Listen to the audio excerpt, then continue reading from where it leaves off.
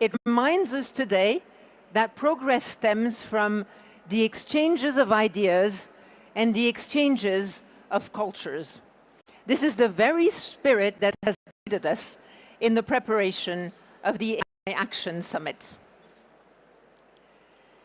Before I give the floor to Dr. Fei-Fei Li, whose presence today is both a pleasure and a privilege, allow me to highlight 3 key points.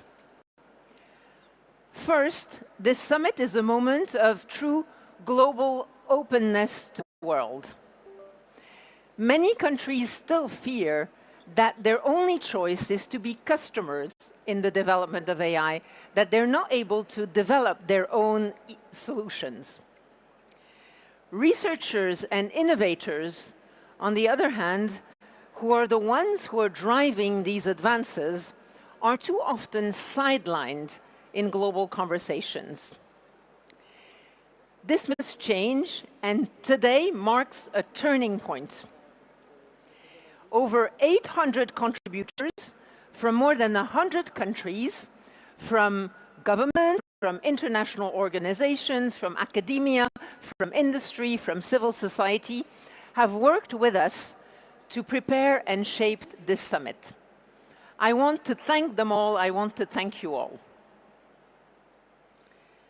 Second, it is high time that we move from science fiction to the real world of applications of AI.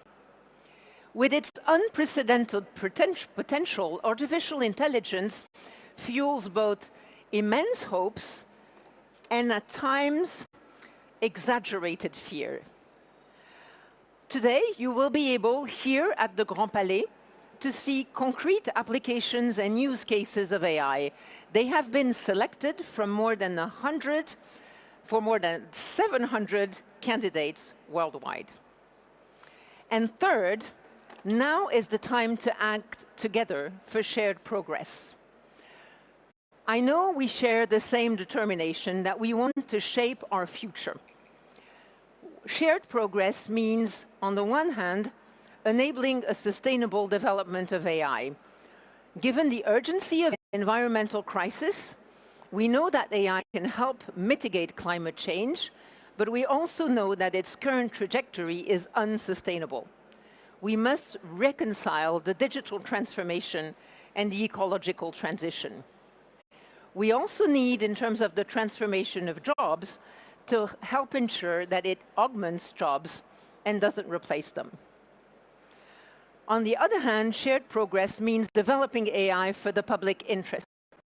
Together, we must build AI commons. We must enable the development of decentralized innovation hubs worldwide for applications in healthcare, in education, in cultural access. This is our collective responsibility, and we must do it together.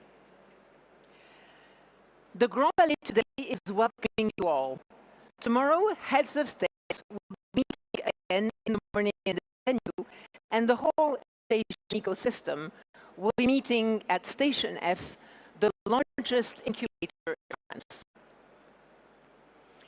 On behalf of the AI Action Summit team, welcome to Paris, welcome to the Grand Palais, welcome to the AI Action Summit.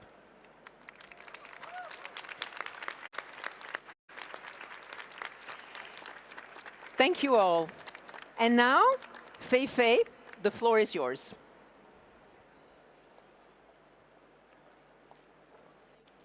Thank you. Welcome.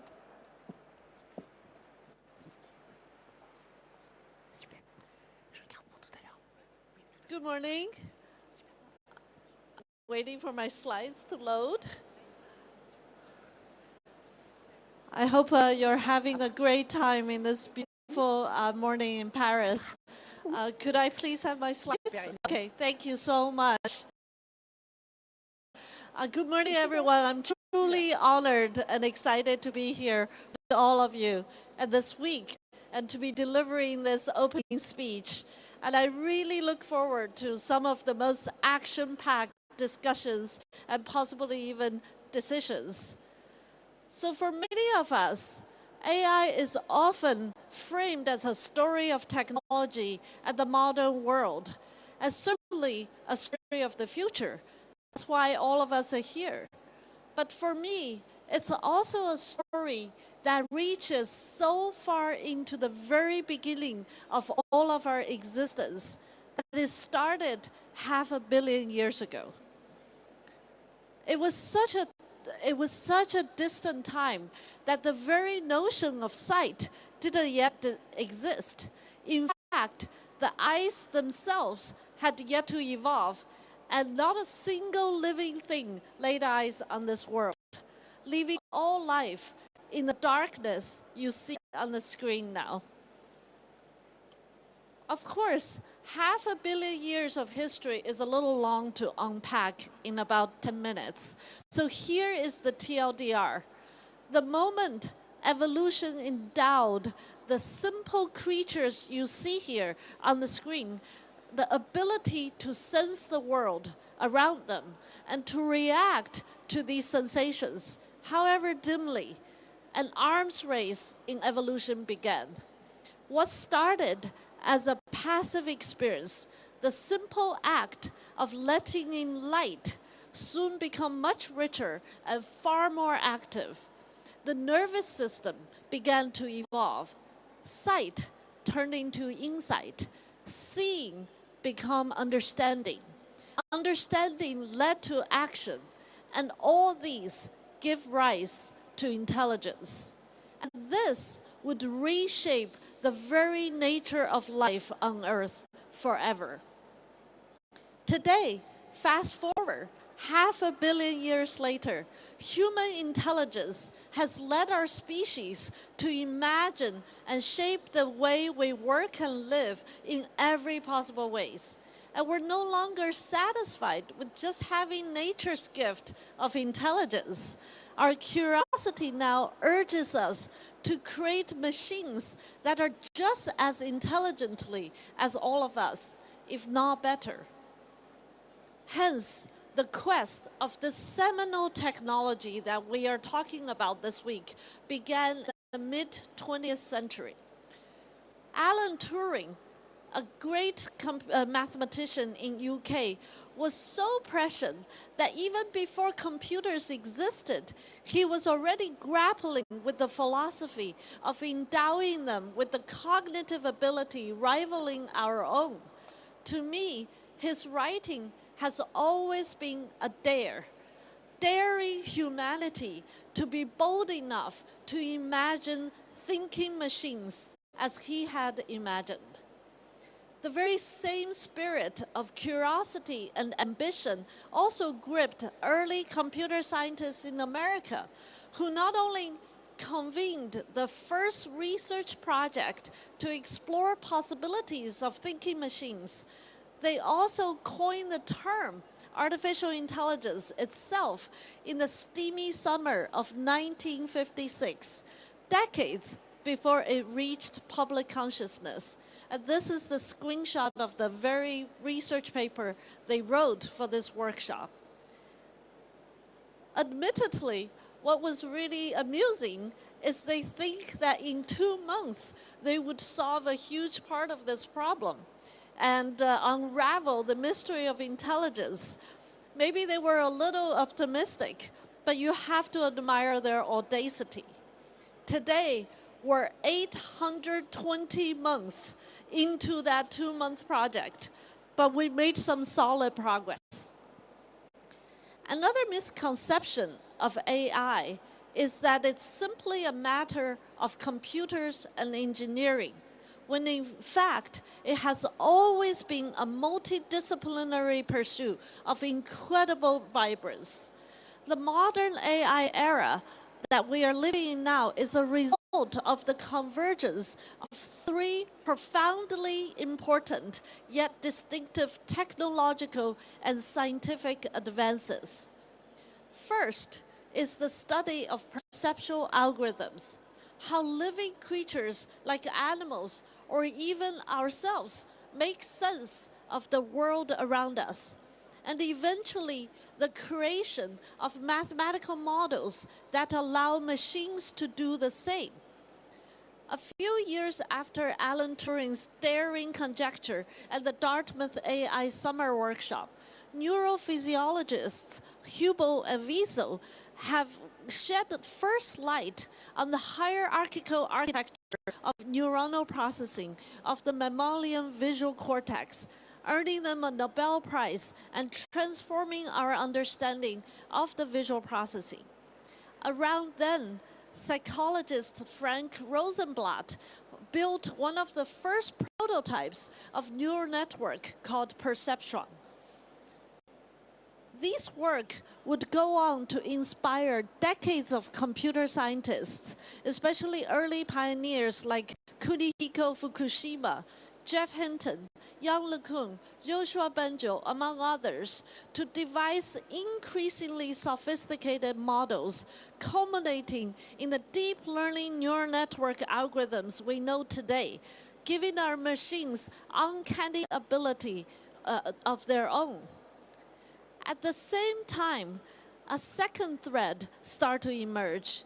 Cognitive scientists are looking deeper and deeper into our own minds, shedding light on the astonishing depth and sophistication of our own ability to perceive our surroundings. A clear conclusion their work was that there is no separating our brains from the environments in which they evolved from. Brains aren't simply machines locked away in the darkness of our skulls, but eager students learning from each glimpse of light, tinge of touch, whisper of sound from the earliest moment of life. For me, in particular, as a scientist coming of age at the dawn of the 21st century, when perceptual algorithms were almost the sole focus of my field, the lesson of the cognitive science was one of scale. The evolutionary and developmental process have benefited from an enormous amount of data to drive our own learning. My collaborators and students and I conjectured that the same would be true for machines. But this time, instead of collecting data using biological sensors, they will come from modern digital devices and the internet. This inspired my own lab's project, ImageNet, the first internet-scale training and evaluation dataset for AI. Our hypothesis of data as the key to high-capacity algorithms like neural network brought them back to life in ways that previously unreachable, and kicked off a global trend in using big data for AI, now known as part of the scaling law of AI. Finally, however, none of these achievements would have been possible or would have made it to the first passing the starting block without the extraordinarily powerful systems to run them. It began with the milestones like development of the von Neumann architecture, a paradigm of computer architecture first proposed in the 1940s and is still followed today, leading to the first microprocessors in the early 1970s. But amusingly, it was video games that helped push the raw speed of silicon into overdrive. A cottage industry beginning in the early 1990s to make game graphics more detailed exploded into a global powerhouse within just a couple of decades as giants like NVIDIA built increasingly powerful graphics processing units, or GPUs. This turned out to be the last missing puzzle to enable network algorithms to learn from internet-scale big data. So if there are any gamers out there, we have to thank you for this. The rest, of course, isn't just history. It's the recipe for building the future.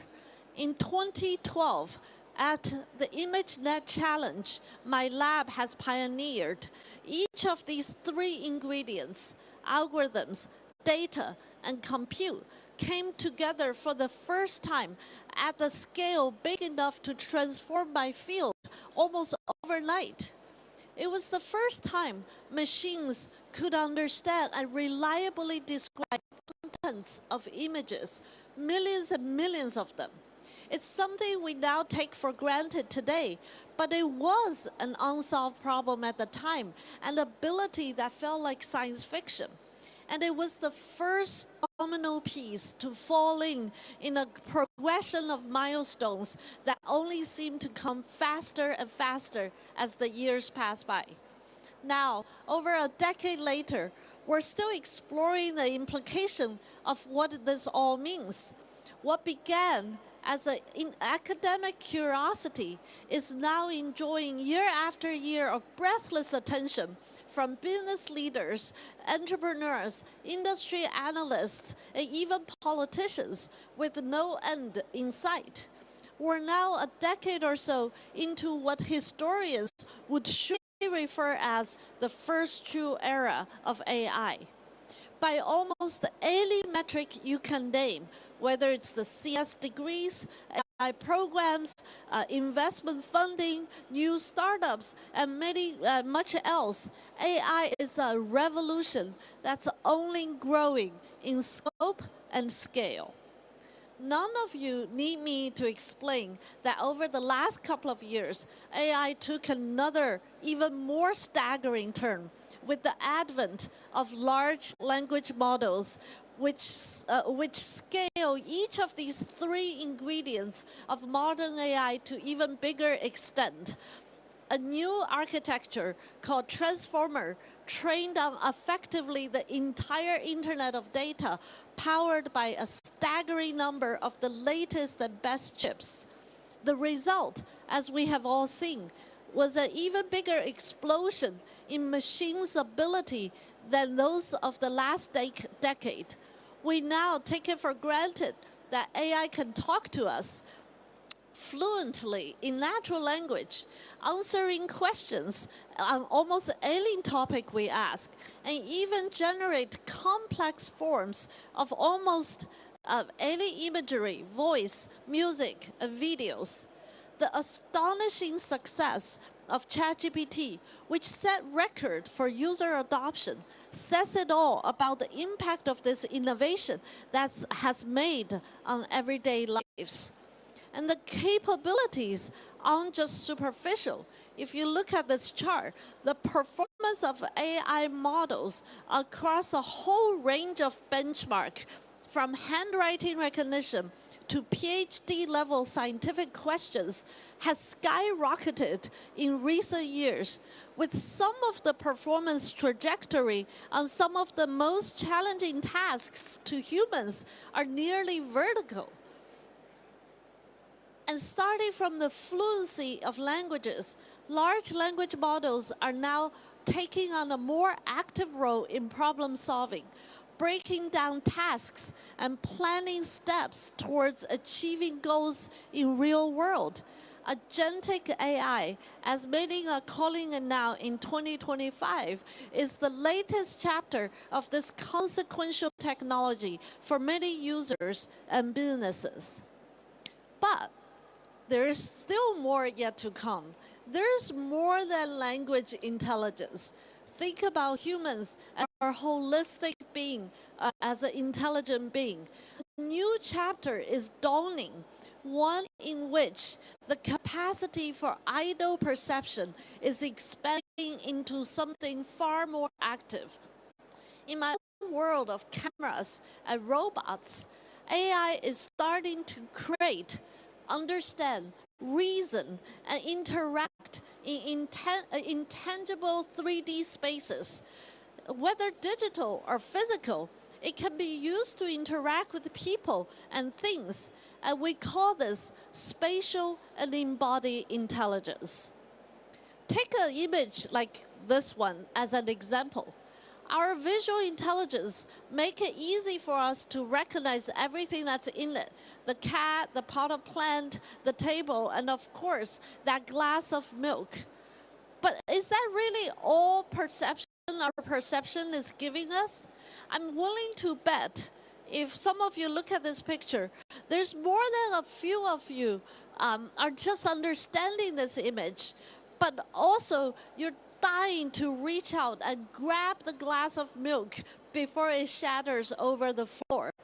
This is a trivial example, but it highlights how profound the difference is from merely observing to acting. It illustrates the inflection point I believe we're about to reach, at which AI goes from an observer to an actor alongside us. In fact, with respect to my hero, Alan Turing, I now believe his vision of the future was too narrow and too inward-facing. Evolution itself has taught us unequivocally that the real power of intelligence isn't merely to think, but to drive action with those thoughts. Just think about how much humans' spatial intelligence has empowered us to build our civilization, from ancient pyramids to industrial revolution, from scientific discovery to artistic expression. How will our relationship with the world around us change even further when AI expands our spatial and embodied intelligence? What will it help us to create and discover? What kind of future are we already in the process of building? Well, here's a glimpse of the rapidly evolving technology of spatial intelligence. I'm showing you here 4 examples by my students at Stanford and colleagues at World Labs, ranging from the upper left panel is the semantic labeling of complex everyday videos, to the upper right panel, artistic style transfer, to the lower left panel, generative AI algorithms creating videos from text prompts, to the lower right panel, making 3D worlds from any image. And that's right, you're indeed seeing the beloved painting by Van Gogh of a French cafe brought into an imaginary 3D world by our generative AI models. And equally exciting, robotics, a form of embodied AI, is also rapidly advancing. These 2 work from my lab are the latest example of combining robotic learning with large language and vision models, allowing robots to perform everyday human tasks in much more open, realistic settings compared to the previous generation of robots that were highly programmed and choreographed.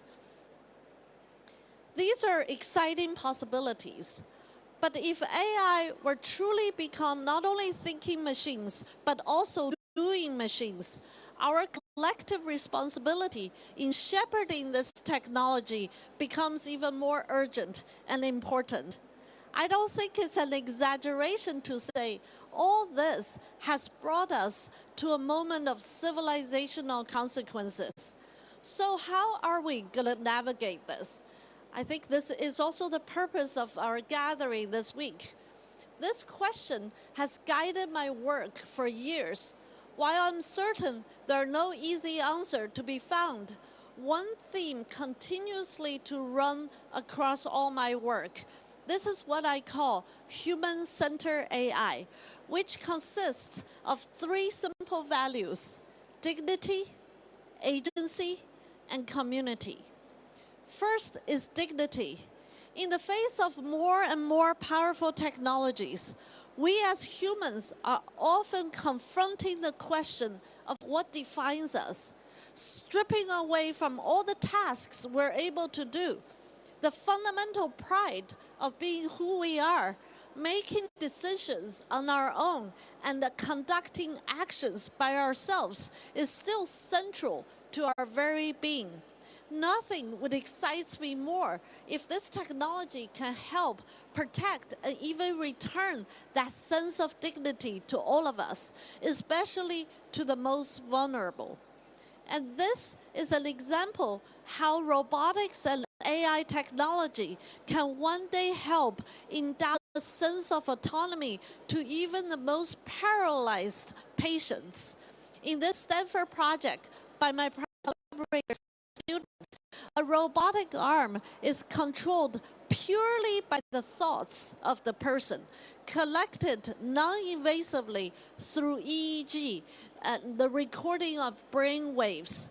Our AI algorithms are able to decode that person's thoughts and instruction and guide a robotic arm to make a full Japanese sukiyaki meal. Second is agency. A core tenet of my lab's work has been exploring applications of AI that augments what humans are capable of instead of replacing them. Jobs will inevitably be impacted by the progress of AI, just as every major technological shift in history has reshaped the labor market. But instead of believing that AI help to augment and empower us, from creativity to healthcare, from scientific discovery to manufacturing. Much of AI's skill set are complementary to that of humans. There's so much opportunity for us to take advantage of this digital or physical collaborator to superpower ourselves. My lab's work in the past decade in AI healthcare delivery has shown me many opportunities for AI to help to improve the quality of care and to alleviate the burdens of our healthcare workers.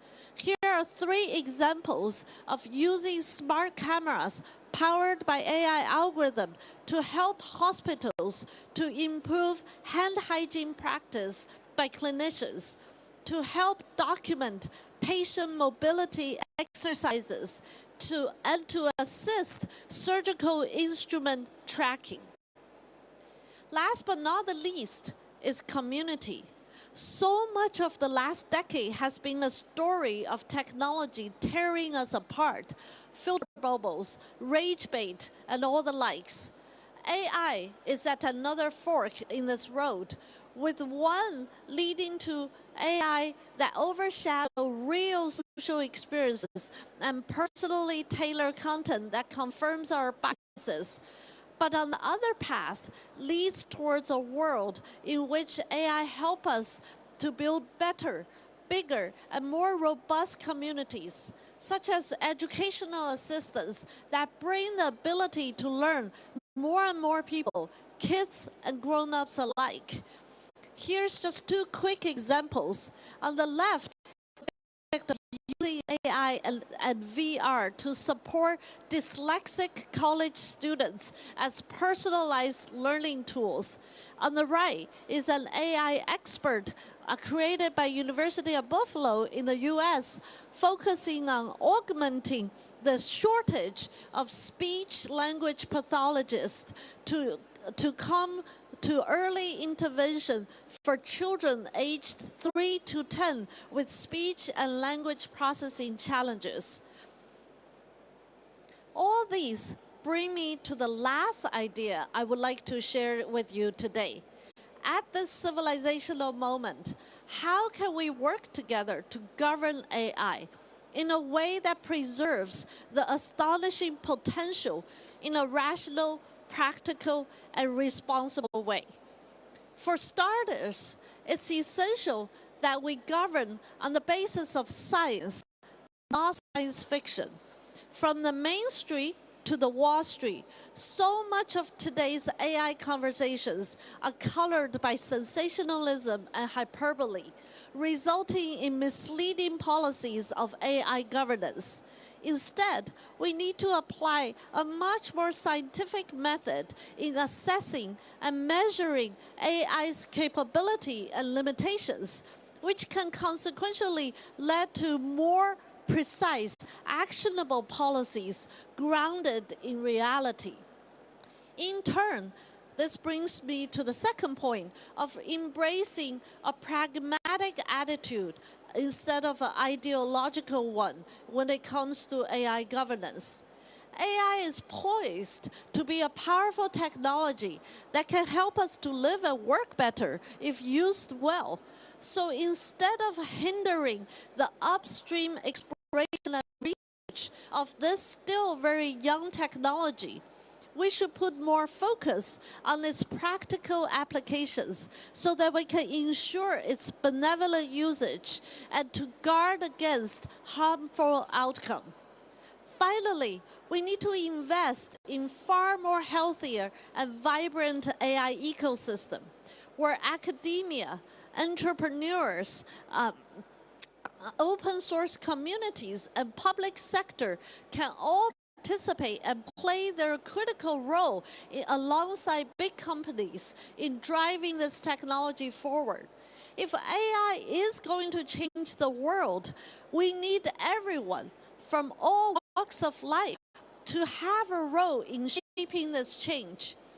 Earlier in this talk, I spoke about 3 critical ingredients that brought us modern AI: algorithms, data, and compute. If the bulk of these resources are concentrated in only a handful of companies, the AI ecosystem will suffer from the lack of curiosity-driven research, top educational talents, open source efforts, and multidisciplinary explorations. So 75 years ago, Alan Turing saw a glimpse of the future and was inspired enough to dare humanity to build a thinking machine. Today, we have taken Turing's dare to a level that he probably could not have imagined. The technological advances of the age of AI is breathtaking. I believe time has come for a new kind of dare. Rather than simply asking if we can create AI, let's ask if we can create AI as a force of good. In short, today, I would like to dare all of us to build a human-centered AI. Thank you.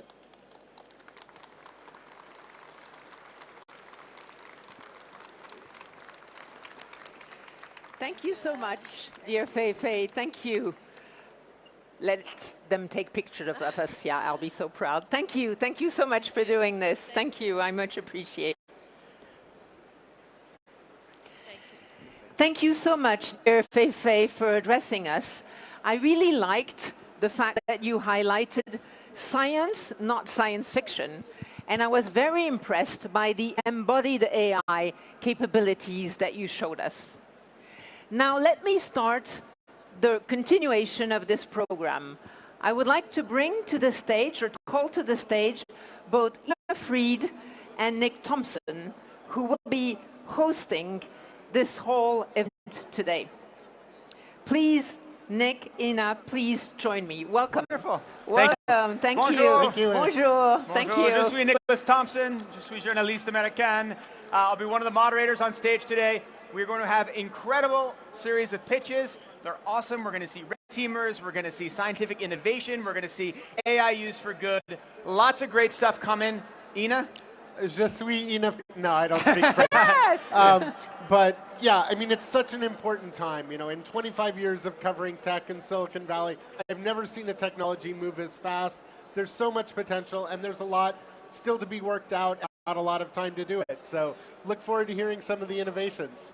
Wonderful. And before we start, we will see the art of Sofia Crespo.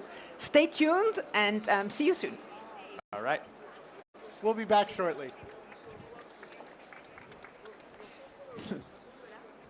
Okay. Yeah.